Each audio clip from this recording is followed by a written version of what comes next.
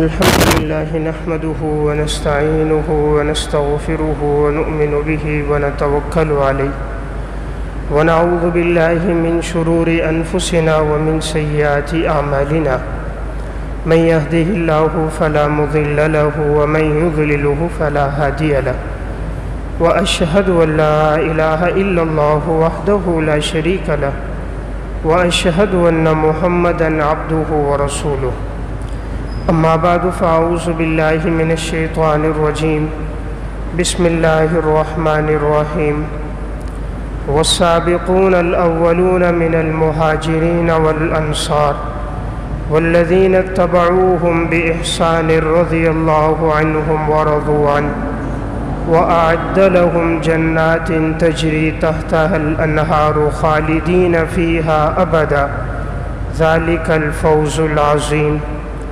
وقال الله تبارك وتعالى في مقام آخر محمد رسول الله والذين معه أشداء على الكفار رحماء بينهم تراهم ركعا سجدا يبتغون فضلا من الله ورضوانا سيماهم في وجوههم من أثر السجود ذلك مثلهم في التوراة ومثلهم في الإنجيل. وقال النبي صلى الله عليه وسلم لا تسبوا أصحابي فلو أن أحدكم مثل أحد ذهبا ما بلغ مد أحدهم ولا نصيفه. رواه البخاری والمسلم. صدق اللہ العظیم. میرے انتہائی واجب الاحترام قابل صد احترام بھائیوں، دوستوں اور بزرگوں، میں نے آپ کے سامنے قرآن کریم کی 2 آیات اور نبی اکرم صلی اللہ علیہ وسلم کے ارشادات میں سے ایک حدیث پڑھی ہے. قرآن کریم کی جو آیت تلاوت کی، اس میں اللہ رب العزت ارشاد فرماتے ہیں والسابقون الاولون من المہاجرین والانصار، اور ایمان میں سبقت کرنے والے لوگ، چاہے وہ مہاجرین میں سے ہو، انصار میں سے ہو، والذین اتبعوہم بإحسان رضی اللہ عنہم ورضوا عنہ، اور وہ لوگ جنہوں نے ان کی پیروی کی بھلائی کے ساتھ، اخلاص کے ساتھ، اللہ ان سے راضی ہے اور یہ لوگ اللہ رب العزت سے راضی ہیں. وَأَعَدَّ لَهُمْ جَنَّاتٍ تَجْرِي تَحْتَهَا الْأَنْهَارُ خَالِدِينَ فِيهَا أَبَدًا، اللہ تعالیٰ نے ان کے لیے باغات کو تیار کیا ہے جن کے نیچے نہریں بہہ رہی ہوں گی، اور یہ بہت بڑی کامیابی ہے. دوسرے موقع پر اللہ رب العزت نے ارشاد فرمایا محمد الرسول اللہ، محمد صلی اللہ علیہ وسلم اللہ کے رسول ہیں. والذین معه اشداء علی الکفار رحماء بینہم، اور آپ کے ساتھ جو صحابہ اکرام ہیں یہ کفار کے مقابلے میں سخت ہیں اور یہ آپس میں رحم دل ہیں. تراہم رکعا سجدا یبتغون فضلا من اللہ ورضوانا، اے مخاطب آپ دیکھو گے انہیں یا رکوع کرتے ہوئے یا سجدہ کرتے ہوئے، اور یہ وہ لوگ ہیں جو اللہ کے فضل کو تلاش کرتے ہیں. اور ان لوگوں کی مثالیں اور اوصاف اللہ نے تورات میں بھی بیان فرمائے اور اللہ نے انجیل میں بھی بیان فرمائے. نبی اکرم صلی اللہ علیہ وسلم نے ارشاد فرمایا لا تسبوا اصحابی، میرے صحابہ کو برا بلا نہ کہنا.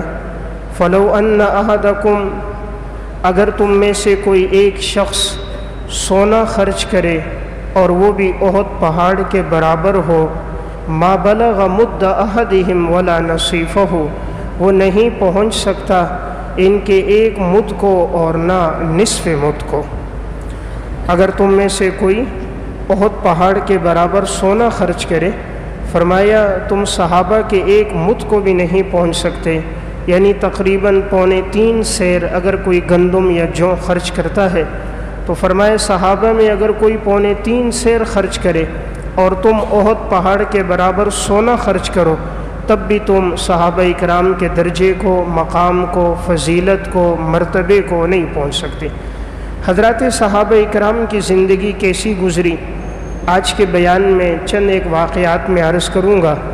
حضرات صحابہ اکرام کا مقام اور ان کی فضیلت واقعات کے تناظر میں، کہ ان لوگوں کو جو اللہ نے فضیلت دی، ایک مقام عطا فرمایا، صحابہ اکرام نے زندگی کیسی گزاری۔ آج دیکھیں مسلمان دن بدن ذلت میں پڑتا جا رہا ہے۔ آئے دن ہمارے لیے رسوائی، پریشانیاں، مصائب، تکالیف، آزمائشیں ہیں۔ بنیادی وجہ کیا ہے کہ ہم لوگ کیوں ذلت میں پڑ گئے؟ حالانکہ دیکھا جائے تو آج کے دور میں علم پہلے کی بنسبت زیادہ ہے۔ پہلے جو علم تھا وہ کم تھا، آج کے دور میں معلومات بہت زیادہ ہیں۔ ایک ایک عنوان پر بڑے بڑے اسکالر ہیں جنہوں نے پی ایچ ڈی کی ہے، اور بڑے بڑے عرب کے علماء ہیں، بر صغیر کے علماء ہیں جنہوں نے ایک ایک عنوان پہ لکھا۔ اس وقت حدیث کی کتابوں کا ذخیرہ جو موجود ہے وہ بھی 2000 سے زائد کتابیں اس وقت مطبوعہ موجود ہیں۔ تو علم کے اعتبار سے دیکھا جائے آج بھی مسلمانوں میں صاحب علم، صاحب مطالعہ لوگوں کی کثرت موجود ہے۔ حفاظ کے اعتبار سے دیکھا جائے پہلے اتنے حفاظ نہیں تھے جتنے آج کے دور میں ہیں۔ ہر علاقے میں الحمدللہ آپ کو حفاظ ملیں گے، ہر مسجد میں حفاظ ملیں گے۔ آج تو الحمدللہ تقریباً ہر دوسرے تیسرے گھر میں کوئی نہ کوئی حافظ موجود ہے۔ علماء کے اعتبار سے دیکھیں تو الحمدللہ علماء کی بھی کثرت ہے۔ ہر سال صرف وفاق المدارس ہی سے جو علماء کرام فاضل ہوتے ہیں انہیں سند ملتی ہے۔ سال بھر میں تقریباً 10,000 سے زائد علماء ہر سال عالم بن رہے ہیں۔ وہ مدارس بھی جو وفاق کے ساتھ رجسٹرڈ ہیں، الحاق ہیں، اور وہ جو الحاق نہیں بھی ہیں، تو دیکھا جائے تو علماء کی تعداد بھی زیادہ، حفاظ کی تعداد بھی زیادہ، لوگوں کے پاس معلومات بھی زیادہ۔ دولت کے اعتبار سے دیکھا جائے حضرات صحابہ اکرام کے پاس تو جسم ڈھکنے کے لیے لباس موجود نہیں ہوتا تھا۔ آج ہمارے پاس لباس بھی ایک نہیں، پوری الماریاں بھری ہوئی ہیں۔ ہر موسم کے لیے الگ لباس موجود ہے، ہر دعوت اور پروگرام کا الگ لباس ہے، سردی، گرمی، خزاں، بہار کے الگ لباس موجود ہیں۔ تو دولت کے اعتبار سے بھی آج ہمارے پاس دولت زیادہ ہے۔ اگر ہم جائیدادیں دیکھیں تو پہلے کی بنسبت آج جائیدادیں بھی زیادہ ہیں۔ سواریاں دیکھیں تو پہلے ایسی جدید سواریاں نہیں تھیں جو آج موجود ہیں، کہ ایسی تیز رفتار سواریاں کہ انسان یہاں سے حرم جانا چاہے 4 گھنٹے میں بیت اللہ پہنچ جاتا ہے۔ حالانکہ یہی سفر پہلے 4 5 مہینے لگ جاتے تھے، تب جا کر انسان حرم پہنچتا تھا۔ آج اگر ایک آدمی یہاں سے چلے اور دنیا کے دوسرے کونے پر جائے اور وہ افریقہ پہنچنا چاہے، 16 گھنٹے کے اندر وہ وہاں بھی پہنچ جاتا ہے۔ ساری دنیا کا کوئی چکر لگانا چاہے، 27 گھنٹے میں وہ ہوائی جہاز کے ذریعے دنیا کے ایک کونے سے دوسرے کونے کی طرف وہ پورا چکر لگا سکتا ہے۔ یعنی دیکھا جائے تو سواریاں بھی بہت ہیں۔ علم حاصل کرنے کے ذرائع بھی بہت ہیں۔ پہلے ذریعہ ایک تھا کہ مسجد میں جا کر بات سنتے، دین سیکھ لیتے، آج ذرائع بھی بہت زیادہ ہیں۔ آج کے دور میں انٹرنیٹ ہے، کیبل ہے، موبائل ہے، واٹس ایپ ہے، جدید سہولیات ہیں کہ انسان جہاں سے دین سیکھنا چاہے تو ایک کلک کر کے اپنی مرضی کی معلومات اور اپنی مرضی کے عالم کو سن سکتا ہے، اپنی مرضی کی کتابیں پڑھ سکتا ہے۔ پہلے اتنی کتابیں موجود نہیں تھیں جتنی آج کے دور میں کتابیں موجود ہیں۔ ہر عنوان پر اردو میں، عربی میں، فارسی میں لکھا گیا۔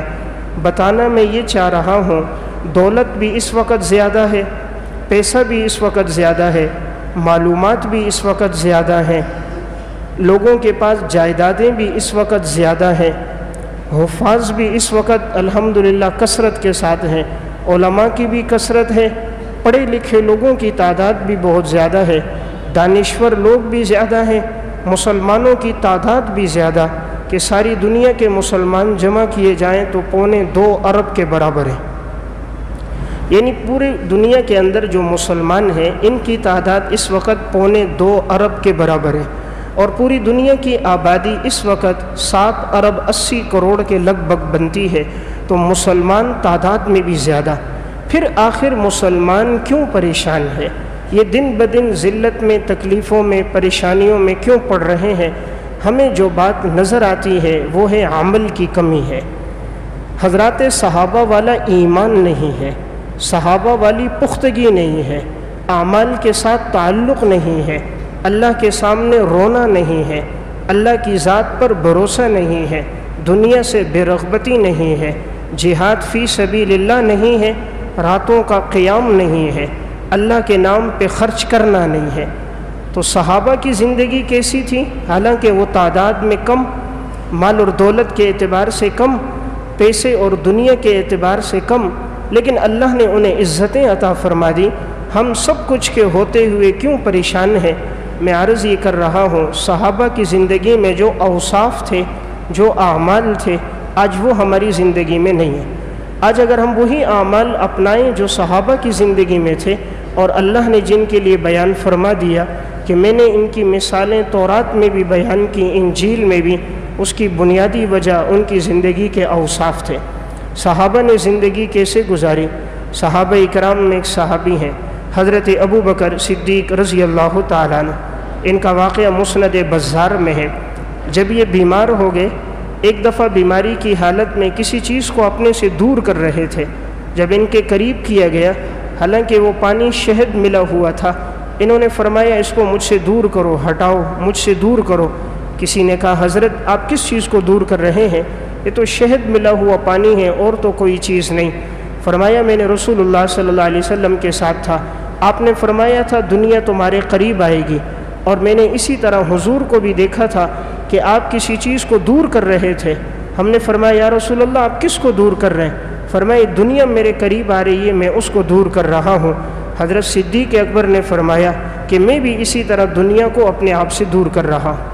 تو دنیا سے بے رغبتی اختیار کرتے ہوئے زندگی گزاری۔ اسلام لایا تھا، 40,000 دراہم کے مالک تھے، دنیا سے جا رہے تھے، اتنا کپڑا موجود نہیں تھا جس میں ان کو کفن دیا جا سکے، نیا کپڑا نہیں تھا، تو پرانا کپڑا تھا، اسی کو دھویا گیا اور اسی دھلے ہوئے کپڑے میں آپ کو کفن دیا گیا۔ صحابہ کے کیا اوصاف ہیں؟ صحیح ابن حبان میں واقعہ ہے، آپ صلی اللہ علیہ وسلم نے پوچھا آج کے دن کون ہے جس نے روزہ رکھا ہے؟ حضرت ابو بکر صدیق نے فرمایا یا رسول اللہ میں نے رکھا ہے۔ آپ نے فرمایا کون ہے جس نے مسکین کو کھانا کھلایا ہے؟ ابو بکر صدیق نے فرمایا یا رسول اللہ میں نے کھلایا۔ آپ نے فرمایا کون ہے جس نے بیمار کی عیادت کی ہے؟ فرمایا یا رسول اللہ میں نے عیادت کی ہے۔ آپ نے فرمایا کون ہے جس نے جنازے میں شرکت کی ہے؟ حضرت ابو بکر صدیق رضی اللہ تعالیٰ عنہ نے فرمایا میں نے کی ہے۔ آپ صلی اللہ علیہ وسلم نے ارشاد فرمایا مجتمعت هذه الخصال قط في رجل الا دخل الجنہ، نہیں کوئی انسان جس میں نیکی کی اتنی خوبیاں اور بھلائیاں جمع ہو جائیں مگر وہ شخص جنتی انسان ہے۔ میں واقعی یہ عرض کر رہا تھا، صحابہ کی زندگی میں جس کی زندگی پڑھیں گے آپ کو ان کی زندگی میں اعمال نظر آئیں گے، اللہ کے ساتھ تعلق نظر آئے گا، دنیا اور دولت کی طرف ان کی کوئی توجہ نہیں تھی، اعمال، یقین، توکل کی طرف توجہ تھی۔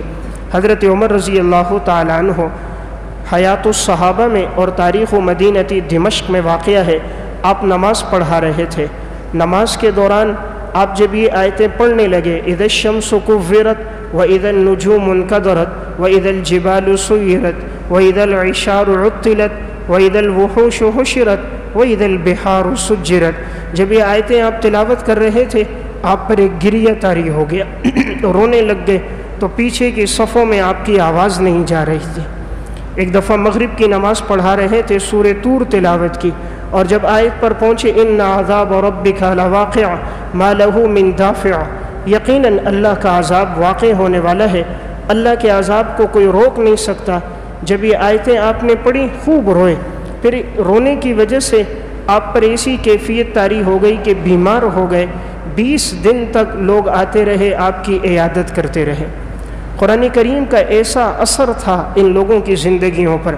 حضرت عمر رضی اللہ تعالیٰ عنہ ہی ہیں، فجر کی نماز پڑھا رہے ہیں، سورہ یوسف تلاوت کر رہے ہیں، اور جب پہنچے وَابْيَضَّتْ عَيْنَاهُ مِنَ الْحُزْنِ فَهُوَ كَظِيمٌ، ان آیتوں کو پڑھا، آپ کی آنکھوں سے آنسو بہنے لگ گئے، ایسے روئے کہ ہچکیاں لگ گئیں اور آپ کے رونے کی آواز پچھلی صفوں تک آئی۔ تو میں عرض کر رہا تھا صحابہ کی زندگی میں عمل تھا، صحابہ کی زندگی میں اللہ کے ساتھ تعلق تھا، تبھی اللہ رب العزت نے ان لوگوں کو نوازا تھا۔ حضرت عثمان بن عفان رضی اللہ تعالیٰ عنہ کا واقعہ مسند احمد میں ہے۔ بیت اللہ کا طواف کر رہے ہیں، ایک شخص کو دیکھا، وہ آیا اور رکن یمانی کا بوسہ لینے لگا۔ حضرت عثمان رضی اللہ تعالیٰ عنہ نے اس کا ہاتھ پکڑا، کہا کیا تم نے آپ صلی اللہ علیہ وسلم کے ساتھ طواف نہیں کیا؟ کہا کیا ہے۔ کہا کیا رسول اللہ صلی اللہ علیہ وسلم نے رکن یمانی کا بوسہ لیا تھا؟ کہا نہیں لیا۔ کہا جب حضور نے نہیں لیا تو تم کیوں بوسہ لے رہے ہو؟ حضور کی اقتداء کرنا کیا مناسب نہیں؟ یہی حضرت عثمان بن عفان ہے۔ مسند احمد میں واقعہ ہے، ایک دفعہ پانی منگوایا وضو کے لیے، اس سے پہلے ان کے لیے گوشت لایا گیا، مسجد کے دروازے کے کونے پر بیٹھ کر تھوڑا سا گوشت کھایا، پھر انہوں نے کلی کی، تازہ وضو نہیں کیا، نماز کے لیے آ گئے۔ کسی نے پوچھا حضرت ایسا کیوں کیا؟ فرمایا میں نے آپ صلی اللہ علیہ وسلم کو بھی اس طرح کرتے ہوئے دیکھا تھا۔ ان لوگوں کی زندگیوں میں اتباع بہت زیادہ تھی، عمل کا جذبہ بہت تھا، ایمان میں پختگی بہت تھی۔ حضرت علی رضی اللہ تعالیٰ عنہ، اللہ کی ذات پر توکل کتنا مضبوط ہے۔ تاریخ و مدینتی دمشق میں واقعہ ہے، ایک دفعہ مسجد سے باہر نکلے، چند لوگ کھڑے تھے ان کی حفاظت اور پہرے کے لیے۔ حضرت علی رضی اللہ تعالیٰ عنہ نے پوچھا تم لوگ کیوں کھڑے ہو؟ کہا حضرت آپ کی حفاظت کے لیے، پہرے کے لیے کھڑے ہیں۔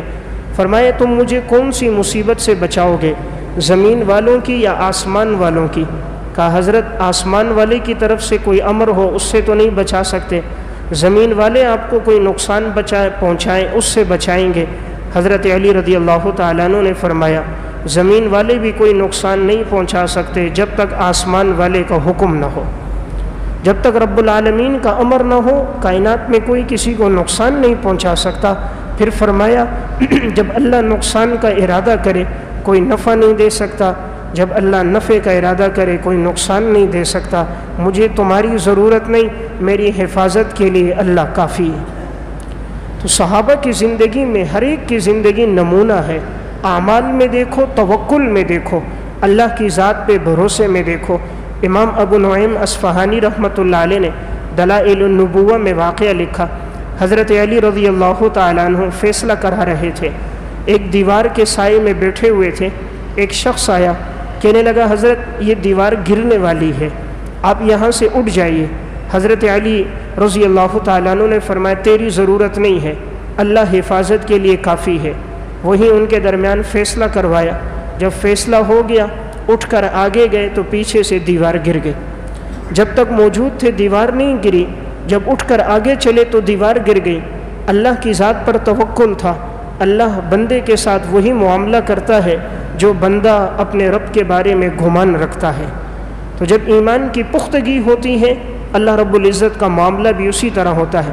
اسی لیے رسول اللہ صلی اللہ علیہ وسلم نے فرمایا کہ اگر ساری کائنات کے انسان جمع ہو جائیں تمہیں نفع پہنچائیں، نہیں نفع پہنچا سکتے جب تک اللہ کا امر نہ ہو۔ وَعَلَمْ أَنَّ الْأُمَّةَ لَوِ اجْتَمَعَتْ عَلَىٰ أَن يَنفَعُوكَ بِشَيْءٍ لَمْ يَنفَعُوكَ بِشَيْءٍ إِلَّا مَا قَدْ كَتَبَ اللَّهُ لَكَ، سب نفع پہنچائیں نہیں پہنچا سکتے جب تک اللہ کا امر نہ ہو۔ وَعَلَمْ أَنَّ الْأُمَّةَ لَوِ اجْتَمَعَتْ عَلَىٰ أَن يَضُرُّوكَ بِشَيْءٍ لَمْ يَضُرُّوكَ بِشَيْءٍ إِلَّا مَا قَدْ كَتَبَ اللَّهُ عَلَيْكَ، سب پہنچ جائیں، جمع ہو جائیں، تمہیں نقصان پہنچائیں، نہیں پہنچا سکتے جب تک اللہ کا امر نہ ہو۔ تو میں ایک بات عرض کر رہا تھا، صحابہ اکرام کی جو زندگی تھی اعمال اور اخلاق میں، یہ ہمارے لیے نمونہ ہے۔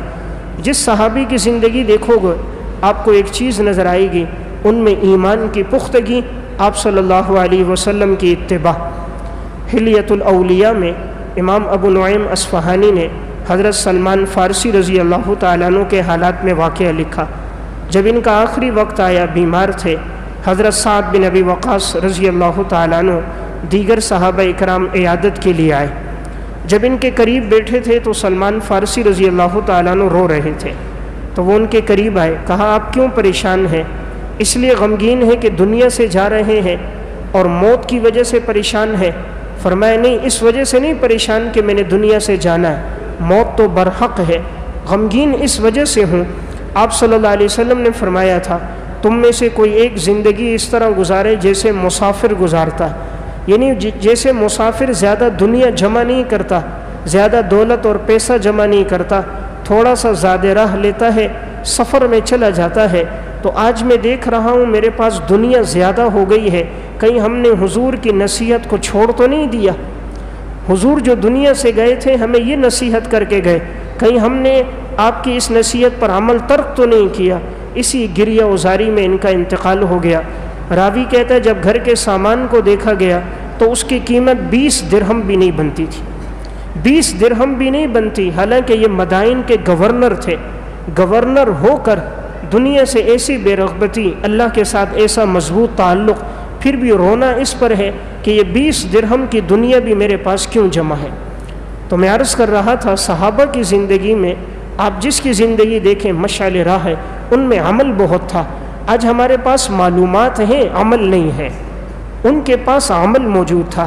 آج دیکھا جائے دولت بھی ہے، پیسہ بھی ہے، مسلمانوں کی تعداد بھی زیادہ ہے، حفاظ بھی ہیں، دانشور بھی ہیں، قراء بھی ہیں، علماء بھی ہیں، صلحاء بھی ہیں، مراکز بھی ہیں، لیکن ایمان کی پختگی نہیں ہے جیسی صحابہ میں تھی، یقین کی پختگی نہیں ہے، توکل میں مضبوطی نہیں ہے، اعمال اس درجے کے نہیں ہیں جیسے صحابہ کے تھے۔ وہ نماز میں کھڑے ہوتے، ساری دنیا سے بے خبر ہو کر صرف تعلق مع اللہ ہوتا۔ ہم نماز میں کھڑے ہو کر اپنی دنیا کا حساب کر رہے ہوتے۔ ہماری عبادت صرف جمعے تک ہے، جمعے کے دن آئے 2 رکعت پڑھی، بقیہ عبادات دیکھی جائیں تو ہماری نہیں ہے، نہ صوم و صلات کی پابندی، نہ راتوں کا رونا، نہ اللہ کے سامنے خرچ کرنا۔ صحابہ کی کیا زندگی ہے۔ حضرت ام المومنین حضرت عائشہ رضی اللہ تعالیٰ عنہ کا واقعہ موطا مالک میں ہے۔ ایک دفعہ کھانا کھانے کے لیے بیٹھی ہیں دسترخوان پہ، ایک فقیر نے صدا لگائی اللہ کے نام پہ دے دو، حالانکہ روزے کی حالت تھی، تو انہوں نے کہا کہ یہ جو کھانا ابھی تیار ہوا ہے افطاری کے لیے یہی اس کو دے دو۔ تو خادمہ نے کہا آپ کا روزہ ہے، افطاری کا وقت قریب ہے، تو پھر آپ افطاری میں کیا کھائیں گی؟ فرمایا اس نے اللہ کے نام پر مانگا ہے، اس کو دے دو۔ خادمہ نے دے دیا۔ تھوڑی دیر گزری تھی کہ کیا دیکھا کوئی ہدیہ لے کر آیا، اور ہدیے میں بکرے کا گوشت تھا، شوروا تھا، روٹیاں تھیں، اور کہا یہ ام المومنین حضرت عائشہ رضی اللہ تعالیٰ عنہ کے لیے ہدیہ ہے۔ خادمہ وہ لے کر آئیں، دسترخوان پہ رکھا۔ حضرت عائشہ رضی اللہ تعالیٰ عنہ نے خادمہ کو دیکھا اور کہا یہ تمہاری اس سوکھی روٹی سے بہتر ہے، دیکھ اللہ نے کتنا بہترین بدلہ عطا فرمایا۔ ہم نے تو فقیر کو سوکھی روٹی کھلائی تھی، اللہ نے اس کے بدلے میں ہمیں گوشت بھی کھلایا، شوربہ بھی کھلایا، اور اس سے بہترین بدلہ عطا فرما دیا۔ صحابہ کا توکل بڑا مضبوط تھا، جو اللہ نے دیا خدا کے نام پر دے دیا۔ ہم تو 5-10 روپے کا سکہ دیتے ہوئے بھی سوچتے ہیں 10 روپے کا نوٹ اللہ کے نام پہ دیں یا نہ دیں، کسی فقیر یتیم مسکین کو خرچ کریں یا نہ کریں۔ اللہ نے ان لوگوں کو جو دیا تھا، ان کی زندگی میں مالی وسعت بھی تھی، اور اللہ نے ان کو سخاوت کا بھی بڑا جذبہ دیا تھا۔ ایک صحابی گزرے ہیں حضرت طلحہ بن عبید اللہ رضی اللہ تعالیٰ عنہ، ان کا واقعہ الترغیب والترہیب میں امام منذری رحمۃ اللہ علیہ نے لکھا۔ گھر آئے تو ذرا غمگین اور پریشان تھے۔ گھر والی نے پوچھا کیوں غمگین ہو؟ فرمایا آج میرے پاس دراہم زیادہ جمع ہو گئے ہیں، جو میں نے حساب کیا تو وہ زیادہ ہیں، ان کی کثرت دیکھ کر میں پریشان ہوں۔ کہا کتنے ہیں؟ کہا 4 لاکھ دراہم ہو گئے۔ کہا پریشان ہونے کی کیا بات ہے، اپنے عزیز و اقارب کو، رشتہ داروں کو بلاؤ، مدینہ کے فقراء کو بلاؤ اور خرچ کر دو۔ ان کی گھر والی کا نام سعودہ تھا۔ خادم کو بلایا، کہا مدینہ میں جتنے فقراء ہیں، مستحقین ہیں، سب کو جمع کرو۔ سب کو جمع کیا گیا، خرچ کرنا شروع کیا۔ ایک دن میں 4 لاکھ دراہم اللہ کے راستے میں خرچ کر دی۔ آج کے دور کی خاتون ہوتی، وہ شوہر کو نصیحت کرتی، اللہ کے بندے کہاں اتنا مال لگا رہا ہے، میرا کیا ہوگا، میرے بچوں کا کیا ہوگا، مستقبل کا کیا ہوگا۔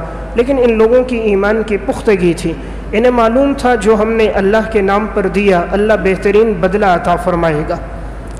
قرآن کریم کی آیت نازل ہوئی، من ذا الذی یقرض اللہ قرضا حسنا، تفسیر ابن کثیر میں ہے، کون ہے جو اللہ کو قرض دے گا، فیضاعفہ لہ اضعافا کثیرا، اللہ اس کو دگنا در دگنا کر کے واپس کرے گا۔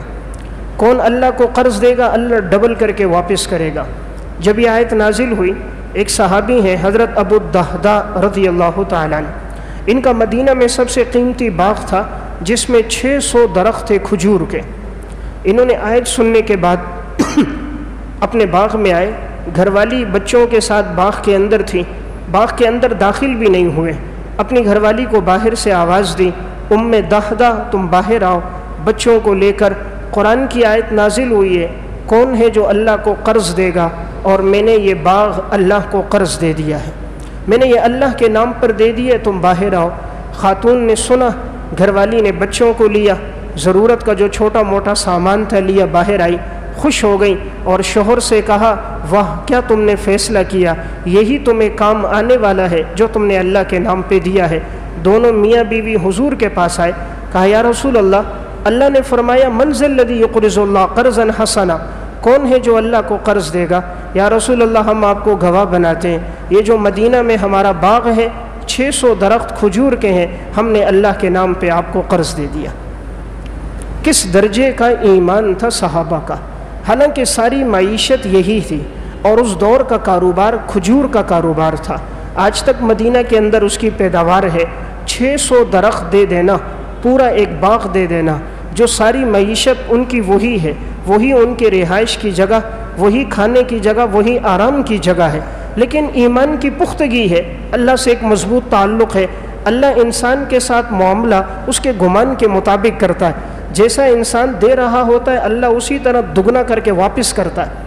یہ تو اللہ کا وعدہ ہے نا، تم مجھے دو گے میں تمہیں دگنا کر کے واپس دے دوں گا۔ ما نقصت صدقۃ من مال، صدقے سے مال میں کمی نہیں آتی، جتنا انسان دے رہا ہوتا ہے اللہ اور اس کو واپس کر رہا ہوتا ہے۔ کنویں سے جتنا پانی نکالو پانی میں کمی نہیں آتی، جب نکالنا چھوڑ دیا جائے تو خشک ہو جاتا ہے۔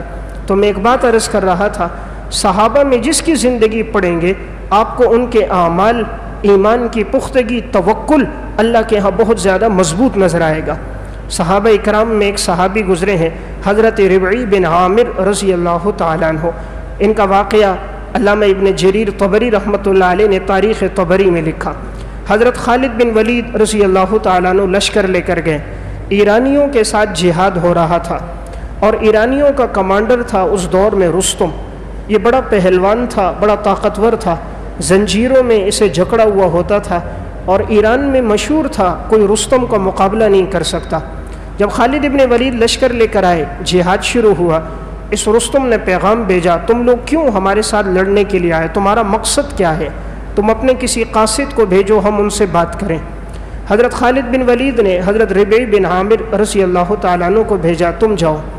حضرت ربعی بن عامر گھوڑے پہ سوار ہوئے، بالکل سادہ سا لباس تھا، پیون زدہ تھا، کپڑوں میں پیون لگے ہوئے تھے، لباس پہ کچھ گرد و غبار تھی، ہاتھ میں تلوار تھی، گھوڑے پہ سوار ہوئے اور ایران کے دربار میں پہنچے۔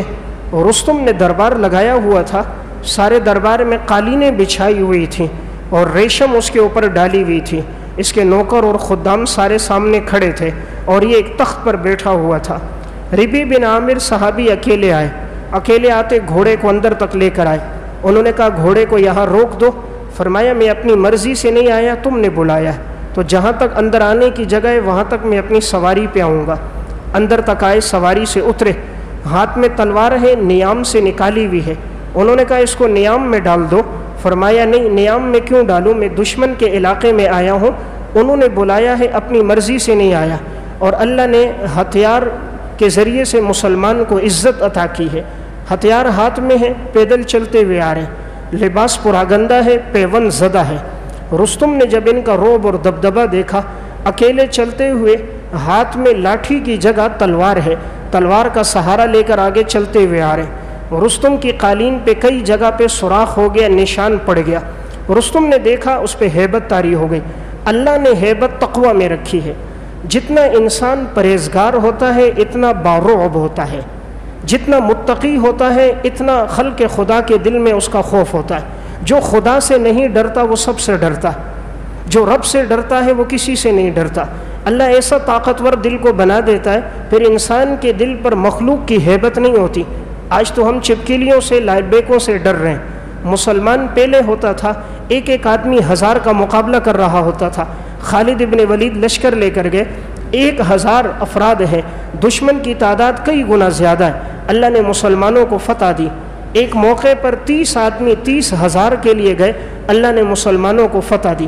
تو یہاں جب ربعی ابن عامر اندر آئے، ان کی ہیبت رستم پہ طاری ہو گئی۔ رستم ایک دم اپنے تخت سے کھڑا ہوا، پوچھنے لگا تم لوگ کیوں ہمارے ملک میں داخل ہوئے؟ انہوں نے ایک جملہ کہا، فرمایا ہم لوگ اس لیے آئے ہیں لنخرج من عبادت العباد الى عبادت اللہ ومن ضیق الدنیا الى سعتها ومن جور الادیان الى عدل الاسلام۔ ہم لوگ اس لیے آئے ہیں کہ لوگوں کو لوگوں کی عبادت سے نکال کر اللہ کی عبادت میں لگائیں، لوگوں کو دنیا کی تنگی سے نکال کر آخرت کی وسعت میں لے کر آئیں، لوگوں کو لوگوں کے ظلم و ستم سے نکال کر اسلام کے عدل اور انصاف میں لے کر آئیں۔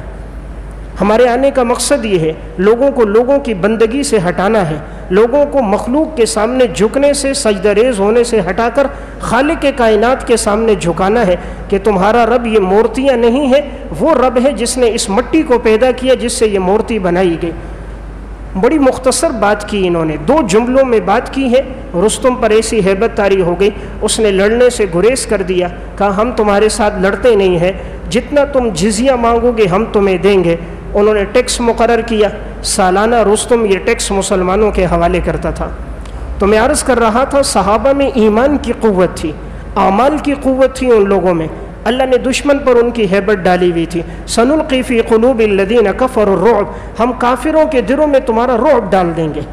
جب مسلمان کا ایمان پختہ ہوتا ہے اللہ کافر کے فاسق کے دل میں اس کا رعب ڈال دیتا ہے۔ تو میں عرض کر رہا تھا صحابہ میں جس کی زندگی آپ لیں گے، اعمال میں ہو ایمان میں ہو، بڑے پختہ لوگ تھے یہ لوگ۔ علامہ ابن اسیر جزری رحمۃ اللہ علیہ نے اسد الغابہ فی معرفت الصحابہ میں حضرت ابو دجانہ رضی اللہ تعالیٰ عنہ کا واقعہ لکھا۔ غزوہ احد کا موقع ہے، آپ صلی اللہ علیہ وسلم کے ہاتھ میں تلوار ہے، آپ نے فرمایا کون ہے جو اس تلوار کا حق ادا کرے گا؟ حضرت ابو دجانہ رضی اللہ تعالیٰ عنہ نے پوچھا یا رسول اللہ میں اس کا انشاءاللہ حق ادا کروں گا، اس کا حق کیا ہے؟ آپ نے فرمایا آج دشمن کو اتنا مارنا ہے کہ یہ تلوار ٹیڑھی ہو جائے، اتنی ان کی گردنیں قلم کرو کہ یہ تلوار ٹیڑھی ہو جائے، اسلام کی ہیبت طاری ہو جائے، کفر کا زور آج ختم ہو جائے، یہ حق ہے۔ حضرت ابو دجانہ نے تلوار لی، سر پہ کپڑا باندھا اور بڑے اکڑ کر چلے، سینہ تان کر نکلے۔ حضور نے فرمایا یہ چال اللہ کو پسند نہیں، لیکن اس موقع پر اللہ کو بڑی پسند ہے۔ جہاد کے میدان میں اللہ کو یہ چال بڑی پسند ہے، عام زندگی میں اللہ کو تکبر پسند نہیں، کفر کے مقابلے میں سینہ تان کر جانا، شجاعت اور بہادری دکھانا یہ پسند ہے۔ حضور ادھر دعا فرما رہے، ادھر ابو دجانہ آگے لڑتے ہوئے جا رہے ہیں۔ پھر ایسا انہوں نے جہاد کیا، اتنے کفار کو مارا کہ ان کی یہ تلوار ٹیڑھی ہو گئی تھی۔ غزوہ احد ہی کے مارکے میں حضور کا پھر انہوں نے اتنا دفاع کیا، آپ صلی اللہ علیہ وسلم کو ہر طرف سے دشمن نے نرغے میں لیا، کسی طرح معاذ اللہ حضور کی شہادت ہو۔ وہ تیر مارتے تھے، یہ دفاع کرتے رہے، آخر ان کے پاس بھی تیر ختم ہو گئے۔ اب جہاں سے تیر آتے تھے یہ آپ صلی اللہ علیہ وسلم کی طرف انہوں نے اپنا چہرہ کیا اور پشت دشمن کی طرف کر دی، تاکہ جو تیر آئے میری پشت پہ لگے، حضور کو نہ لگے۔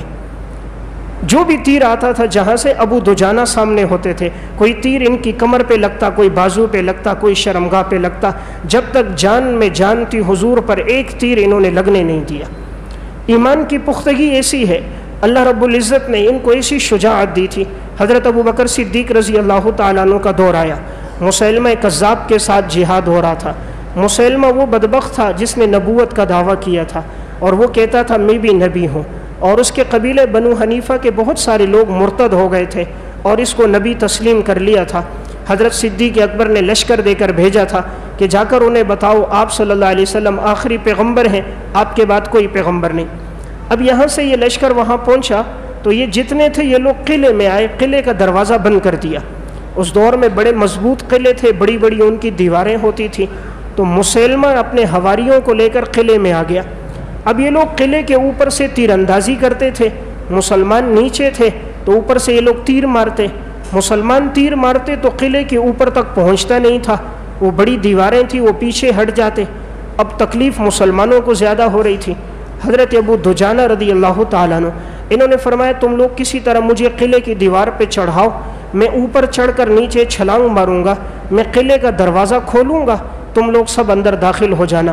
صحابہ نے منع کیا نہیں تم اس طرح نہ کرو، اکیلے ہو، اگر تم اوپر چڑھو گے نیچے چھلانگ مارو گے تو وہ ہزاروں کی تعداد میں ہے، تمہارے جسم کی بوٹی بوٹی الگ کر دیں گے۔ فرمایا نہیں، ان لوگوں کی مثال جو ہے وہ مچھر کی مانند ہے، یہ شیر کا مقابلہ نہیں کر سکتے، جب انسان کے ساتھ اللہ کی مدد ہوتی ہے تو یہ لوگ کوئی نقصان نہیں دے سکتے، تم مجھے اوپر چڑھاؤ۔ صحابہ اکرام نے سہارا دیا، حضرت ابو دجانہ کو اوپر چڑھایا، قلعے کی دیوار تک جیسے پہنچے، دیوار بہت اونچی تھی، رسی کے ساتھ باندھ کر انہیں اوپر چڑھایا گیا۔ اوپر دیوار سے انہوں نے نیچے چھلانگ ماری تو ان کے یہ نیچے والی پنڈلی کی ہڈی ٹوٹ گئی، دیوار کی اونچائی زیادہ تھی، پنڈلی کی ہڈی ٹوٹ گئی۔ دشمن کو جیسے پتہ چلا کہ یہ آئے، سب ان کے اوپر آ گئے، اکیلے ابو دجانہ اور اتنا بڑا لشکر مسلمہ کذاب کا، لیکن ان کے پاس دونوں ہاتھ میں تلوار تھی، جہاں سے کوئی آتا تھا اس کو یوں مارتے ہوئے جاتے جیسے کوئی گاجر اور مولی کو کاٹتا ہے۔ آخر زخمی بہت زیادہ ہو گئے، جسم سے خون بہت بہہ گیا، لیکن لنگڑی ٹانگ کے ساتھ گھسٹتے آگے پہنچتے گئے، آخر قلعے کا دروازہ کھول دیا۔ بس دروازہ کھلنا تھا، صحابہ اکرام کا لشکر قلعے میں داخل ہو گیا، مسلمہ کے حواریوں کو قتل کیا، اللہ نے مسلمانوں کو فتح عطا فرمائی، اسلام کا علم بلند ہو گیا، مسلمہ کذاب کا فتنہ ختم ہو گیا۔ جب صحابہ ابو دجانہ کو اٹھایا، سارا جسم زخمی تھا، جسم میں کوئی جگہ ایسی نہیں تھی جہاں ابو دجانہ کو تلوار کا، نیزے کا زخم نہ لگا ہو، 3 جگہ سے ہڈیاں ٹوٹ گئی تھیں، خون رواں تھا۔ صحابہ لے کر آئے تو آخری وقت تھا، تو کسی نے کہا آپ کو تو بہت زخم لگے، فرمایا یہ زخم اللہ کے راستے میں لگے ہیں، امید ہے اللہ کے ہاں یہ قبول ہو جائیں گے۔ کلمہ شہادت پڑھا، کلمہ پڑھتے پڑھتے دنیا سے چلے گئے۔ تو میں عرض کر رہا تھا، صحابہ میں جس کی زندگی دیکھیں گے، اعمال میں، ایمان میں بڑی پختگی تھی ان لوگوں میں، اللہ رب العزت نے ان لوگوں کا اعتقاد بڑا مضبوط بنایا تھا۔ آج ہمارے پاس سب کچھ ہے، یقین کی کمی ہے، توکل کی کمی ہے، اعمال نہیں ہے، معلومات بہت ہیں، عمل نہیں ہے، دولت پیسہ بہت ہے، سخاوت نہیں ہے، قرآن پڑھنے والے ہیں لیکن راتوں کو جاگنے والے نہیں ہیں، قرآن کی ہر آیت کی تشریح کرنے والے ہیں لیکن اس کے مطابق زندگی گزارنے والے نہیں ہیں، قرآن اچھی آواز میں پڑھنے والے ہیں، اپنی زندگی میں لانے والے نہیں ہیں۔ صحابہ کی زندگی کا وصف عمل تھا، ان میں معلومات کی کمی تھی، عمل کی پختگی تھی۔ اس لیے میں ایک بات عرض کر رہا تھا، صحابہ میں جس کی زندگی دیکھیں، اعمال اور ایمان کے اعتبار سے یہ لوگ بڑے پختہ لوگ تھے۔ تو آج بھی ضرورت اس امر کی ہے کہ ہماری زندگی بھی اسی طرح گزرے جیسے کہ ان لوگوں کی زندگی گزری ہے۔ نماز اور عبادت کے ساتھ کیسا تعلق ہے؟ مجمع الزوائد میں علامہ ہیثمی رحمۃ اللہ علیہ نے لکھا، حضرت عبداللہ ابن عباس آخری عمر میں ان کی بینائی بالکل کمزور ہو گئی، طبیبوں نے ان سے کہا آپ کا آپریشن ہوگا لیکن آپ نے سجدہ نہیں کرنا ہوگا، آپ نے وضو نہیں کرنا ہوگا، آپ نے تیمم کرنا ہوگا، سجدہ نہیں کرنا، اشارے سے نماز پڑھنی ہے، اور اتنے دن تک آپ نے بالکل جھکنا نہیں ہے۔ انہوں نے فرمایا ایسا نہیں ہو سکتا، میں نے تو رسول اللہ صلی اللہ علیہ وسلم سے سنا، من ترک الصلاۃ لقی اللہ وہو علیہ غضبان، جو نماز چھوڑ دے وہ اللہ سے ملے گا اس حال میں کہ اللہ رب العزت اس پہ ناراض ہوں گے۔ کہا وہ نماز کون سی جس میں سجدہ نہ ہو؟ جس نماز میں سجدہ نہیں وہ نماز نہیں۔ فرمایا میں اندھا ہو جاؤں مجھے پسند ہے، نماز کا سجدہ نہیں چھوڑ سکتا۔ نابینا ہو گئے، سجدہ نہیں چھوڑا۔ آج تو ہم تھوڑی سی معذوری کی خاطر کرسیوں پہ پڑھ رہے ہوتے ہیں کہ ہمارے گھٹنے میں درد ہے، کمر میں درد ہے، سجدہ نہیں کرتے۔ باہر گھنٹوں کھڑے ہوں گے، سیاسی گفتگو کریں گے، گھنٹوں کھڑے ہوں گے، تبصرے کریں گے، خدا کے سامنے 7-8 منٹ کھڑے ہونے کے لیے آج کا مسلمان بہانہ بنا رہا ہوتا ہے۔ تو یہ صحابہ کی پختگی ہے، علاج چھوڑ دیا، حالانکہ شریعت نے علاج کو جائز قرار دیا، فرمایا علاج کروں گا سجدہ چھوڑنا پڑے گا، میں چاہتا ہوں آنکھ کی بینائی چلی جائے، سجدہ مجھ سے نہ چھوٹے۔ صحابہ میں جس کی زندگی دیکھیں، اعمال کی بڑی پختگی تھی، خود بھی پختہ ایمان والے تھے، اپنی اولاد کو بھی ان لوگوں نے ایمان کی پختگی پر وہ لوگ لے کر آئے تھے۔ اللہ نے جو دیا ہوتا راہ خدا میں خرچ کرنے میں دریغ بھی نہیں تھا۔ حلیۃ الاولیاء میں امام ابو نعیم اصفہانی نے حضرت عبداللہ ابن عمر رضی اللہ تعالیٰ عنہ کے حالات میں لکھا، حضرت معاویہ رضی اللہ تعالیٰ نے 4000 درہم بھیجے، ایک اور شخص نے 4000 درہم بھیجے، اور ایک نے 2000 درہم بھیجے، 10,000 دراہم ان کے پاس ہدیے میں آئے۔ اسی وقت اٹھے، مدینہ میں باہر نکلے، جو کوئی مستحق نظر آتا ان کو دیتے رہتے۔ ایک دن میں 10,000 دراہم انہوں نے تقسیم کر دی۔ اگلا دن آیا تو 1 درہم کا چارہ لے رہے تھے کسی سے ادھار۔ کسی نے کہا آپ کے پاس تو 10,000 درہم کا ہدیہ آیا تھا، وہ کہاں چلا گیا؟ عبداللہ ابن عمر خاموش ہو گئے۔ وہ شخص آیا، ان کے گھر آ کر ان کے خادم سے پوچھا، فرمایا انہوں نے تو 10,000 درہم اسی دن صدقہ کر دیے۔ یہ شخص تاجروں میں آیا، کہا او تاجرو عبرت حاصل کرو، عبداللہ ابن عمر کے مطابق زندگی گزارو۔ 10,000 درہم آئے، انہوں نے ایک دن کے اندر تمام دراہم صدقہ کر دیے۔ کہا آج کے دن میں نے دیکھا وہ 1 درہم کا جانور کے لیے چارہ ادھار لے رہے تھے۔ تو اللہ رب العزت نے صحابہ اکرام کی زندگی میں اعمال کی بڑی پختگی رکھی تھی، قرآن کے ساتھ بڑی محبت رکھی تھی، ایک ایک آیت کو پڑھتے پڑھتے ساری رات گزر جاتی تھی۔ سیر و اعلام النبلاء میں واقعہ ہے، اور تاریخ و مدینتی دمشق میں حضرت تمیم داری رضی اللہ تعالیٰ عنہ قرآن کریم کی ایک آیت پڑھ رہے ہیں، ام حسب الذین اجترحوا السیئات ان نجعلہم کالذین آمنوا وعملوا الصالحات سواء محیاہم ومماتہم ساء ما یحکمون۔ تمہارا کیا خیال ہے کہ جو لوگ ایمان اور اعمال پہ زندگی گزاریں اور وہ جو زندگی گناہ اور فسق پہ گزاریں، اللہ فرماتا ہے کیا یہ دونوں برابر ہیں؟ فرمایا بہت برا فیصلہ ہے جو تم کر رہے ہو۔ اللہ کے ہاں متقی اور فاجر برابر نہیں، مومن اور کافر برابر نہیں، راتوں کو جاگنے والا اور نیٹ کیبل دیکھنے والا برابر نہیں، حلال کمانے والا اور سود اور رشوت میں زندگی گزارنے والا برابر نہیں، چہرے پہ نبی کی سنت سجانے والا اور سنت کو گندی نالی میں ڈالنے والا یہ برابر نہیں ہے، حلال کماتے ہوئے 4تھی منزل پہ 4 بلاک چڑھانے والا اور ساری زندگی رشوت کا پیسہ لے کر سود کا حرام کا مال کھانے والا برابر نہیں ہے۔ قرآن ایک ذہن دے رہا ہے کہ اگر تم نے اللہ کے ہاں برابری چاہیے، اپنی زندگی کا فیصلہ، زندگی گزارنے کا طرز تبدیل کرنا ہوگا۔ یہ صحابی یہ آیت پڑھتے رہے فجر کی اذان ہو گئی۔ یعنی صحابہ میں اعمال کا بھی بڑا جذبہ ہے، عبادت کا بھی بڑا ذوق ہے، ایک آیت میں ساری رات گزار دی۔ علامہ ابن جوزی رحمۃ اللہ علیہ نے صفت الصفوہ میں لکھا، محمد قاسم کہتے ہیں ام المومنین حضرت عائشہ رضی اللہ تعالیٰ عنہ کے بھتیجے، فرمائے میں نے چاہا کہ ام المومنین سے ملوں، بھتیجے ہیں، اب یہ آ رہے ہیں اپنی پھوپھی کے پاس۔ دستک دی، خادمہ نے دروازہ کھولا، فرماتے میں نے دیکھا حضرت عائشہ رضی اللہ تعالیٰ عنہ اس وقت نوافل پڑھ رہی تھی، قرآن کریم کی آیت پڑھ رہی تھی، رو رہی تھی، فمن اللہ علینا ووقانا عذاب السموم، پس اللہ ہمیں جہنم کے دردناک عذاب سے بچا لے، یہ اللہ کا ہم پر بہت بڑا احسان ہے۔ اللہ ہمیں عذاب سے بچا لے، یہ اللہ رب العزت کا احسان ہے۔ یہ آیت پڑھ رہی ہیں رو رہی ہیں، پڑھ رہی ہیں رو رہی ہیں۔ فرمایا کافی دیر میں نے انتظار کیا، لیکن جب ان کا رکوع نہ ہوا میں نے کہا میں بازار سے سودا لے کر پھر آتا ہوں۔ بازار گئے، وہاں سے سودا لے کر پھر آئے، دیکھا ام المومنین اسی جگہ کھڑی ہیں، یہی آیت پڑھ رہی ہیں، رو رہی ہیں، اور ان کا دوپٹہ آنسوؤں سے تر ہو گیا۔ حالانکہ ام المومنین کا وہ مقام ہے، اللہ نے ان کی برات کے لیے سورہ نور میں 2 رکوع نازل کیے، 2 رکوع حضرت عائشہ رضی اللہ تعالیٰ عنہ کی برات میں قرآن نازل ہوا ہے، لیکن اللہ کے سامنے روتے روتے دنیا سے یہ لوگ چلے گئے۔ اعمال میں ان لوگوں نے زندگی گزاری، تو صحابہ کی زندگی کا وصف اعمال تھا، اوصاف تھے، عبادت اور ریاضت تھی، اس لیے اللہ رب العزت نے ان لوگوں کو مقبولیت عطا فرمائی۔ آج ہم بھی اپنی زندگی میں یہ چیز لے کر آئیں، ہماری زندگی میں عمل کی کمی ہے، معلومات بہت ہیں، آج ہر آدمی دین کے بارے میں بڑی معلومات رکھتا ہے، ہر ایک جانتا ہے 5 نمازیں فرض ہیں، کتنے ہیں جو اس کا اہتمام کرتے ہیں؟ ہر ایک جانتا ہے زکوٰۃ فرض ہے، کتنے ہیں جو زکوٰۃ دیتے ہیں؟ ہر ایک جانتا ہے والدین کی خدمت ضروری ہے، کتنے ہیں جو خدمت کر رہے ہوتے ہیں؟ آج قرآن کی تعظیم ہے، بہت اچھی بات ہے، قرآن کو چومتے ہیں، سینے سے لگاتے ہیں، قرآن کی طرف پشت بھی نہیں کرتے، سیدھے سیدھے پیچھے کی طرف آتے ہیں، بے ادبی نہ ہو، لیکن اس قرآن میں 700 جگہ نماز کا حکم ہے، وہ نہیں پڑھتے۔ اس قرآن میں 37 جگہ زکوٰۃ کا تذکرہ آیا، وہ نہیں دیتے، جا بجا والدین کا تذکرہ آیا، خدمت کا وہ نہیں کرتے۔ قرآن نے کہا سود کھانا ایسا ہے جیسے اللہ رسول کے ساتھ جنگ ہے، اس پر عمل نہیں کرتے۔ قرآن رشوت سے منع کرتا ہے، اس سے رکنے کے لیے تیار نہیں ہے۔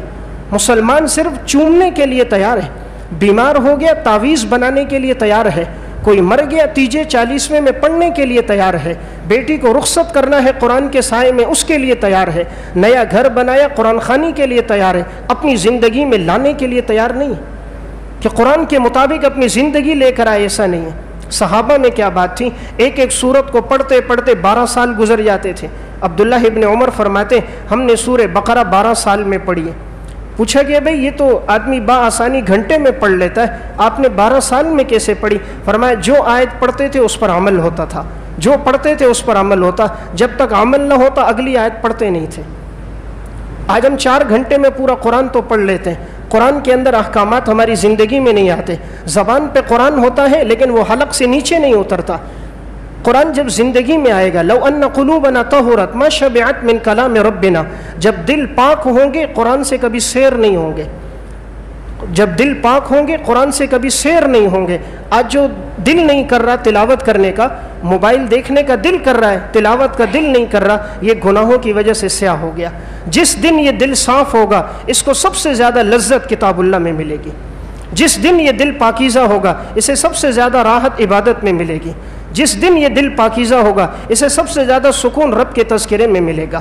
تو چونکہ مادیت پہ لگ گیا اس وجہ سے اس پہ سیاہ ہو کر زنگ آ چکا ہے۔ تو میں نے ایک بات عرض کی، صحابہ کی زندگی مشعل راہ ہے، ان کے اعمال ہم اپنی زندگی میں لائیں، جیسے وہ لوگ کامیاب ہو گئے اللہ ہمیں بھی کامیاب کر